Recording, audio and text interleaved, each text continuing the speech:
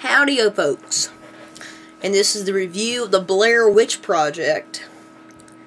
If you're wondering what happened in my last video, I had to delete it because there was some problems with it. I tried to upload a video last night, but it was too long. But anyway, this is a two-part review of the Blair Witch Project. Now, basically what this is, starring Michael Williams, Joshua Leonard, and Heather Donahue. And these three filmmakers are going off, Heather, Josh, and Mike, are going to go off to make a documentary about the Blair Witch. The Blair Witch is an evil spirit that supposedly haunts the Black Hills National Forest near Burkittsville.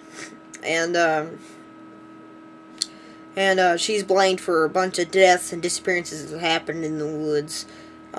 Basically, at the beginning of the movie, it's shot, the whole movie is shot with a high camera and a 16mm camera, so it's all cut between black and white and color video.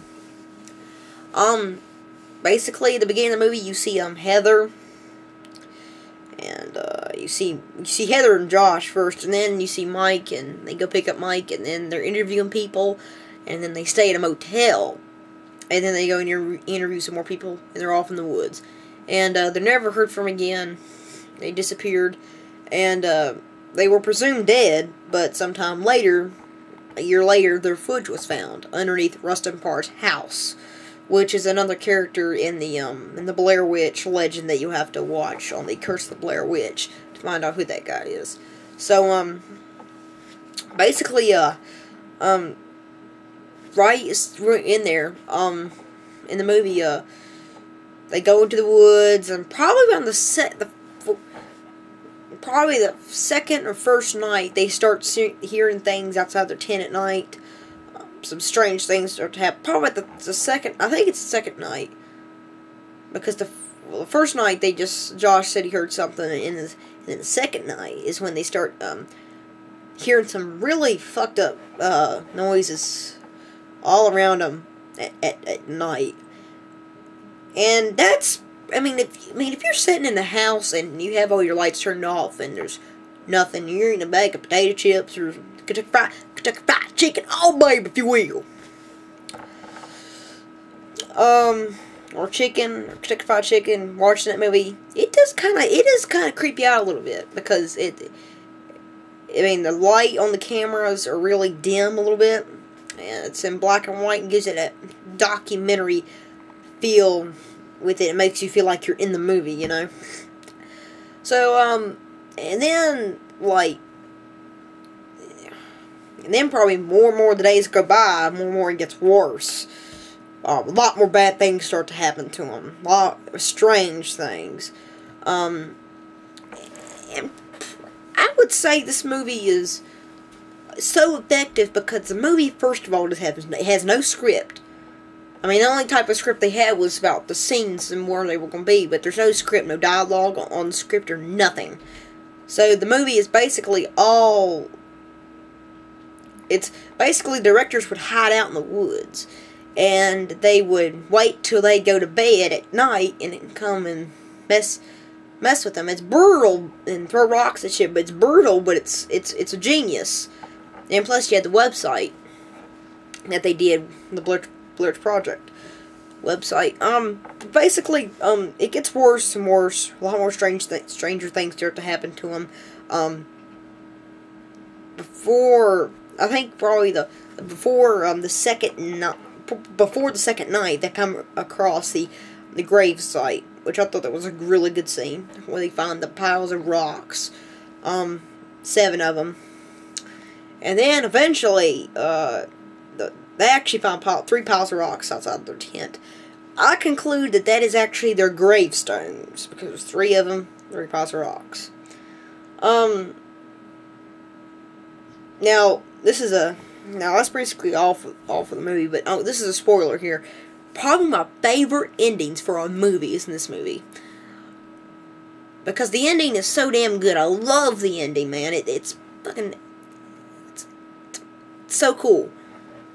Alright. The ending is basically,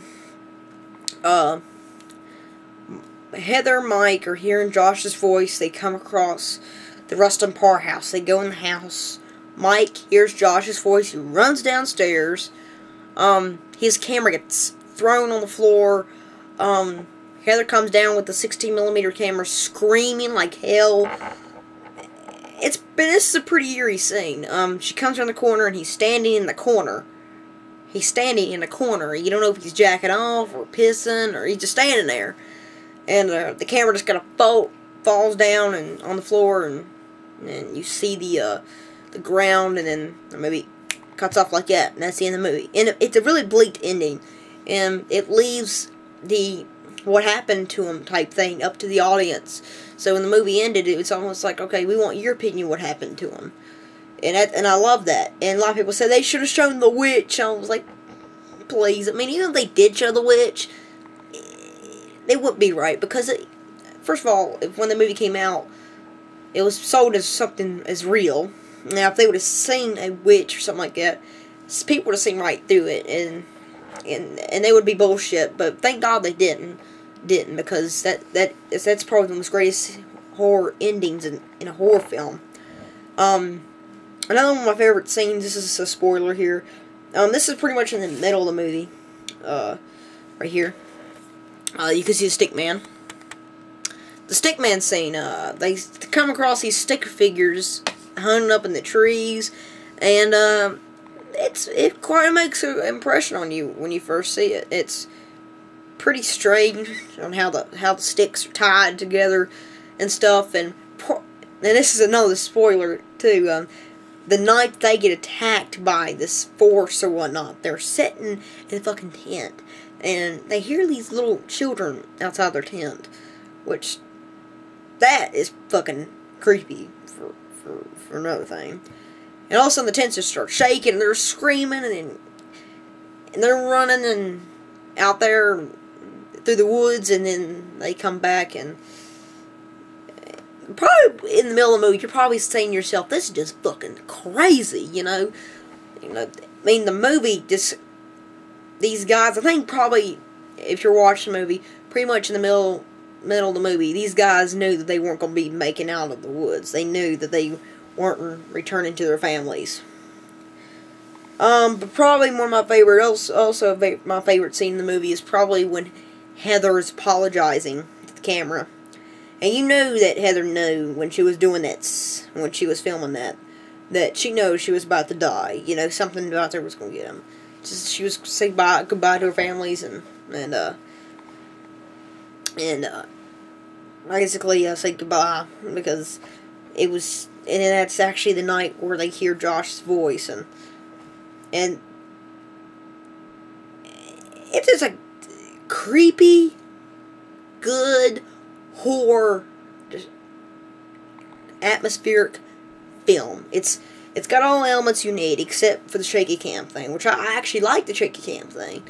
Certain movies, it's bad. This one was great, because you couldn't shoot a movie like The Blair Project. You really couldn't shoot with like a real tight movie thing, you know. But anyway, yeah, I gotta do part 2 and The Blair Project, and part 2 is coming up, and I'll talk more about The Blair Project. And thanks for watching, and see you guys.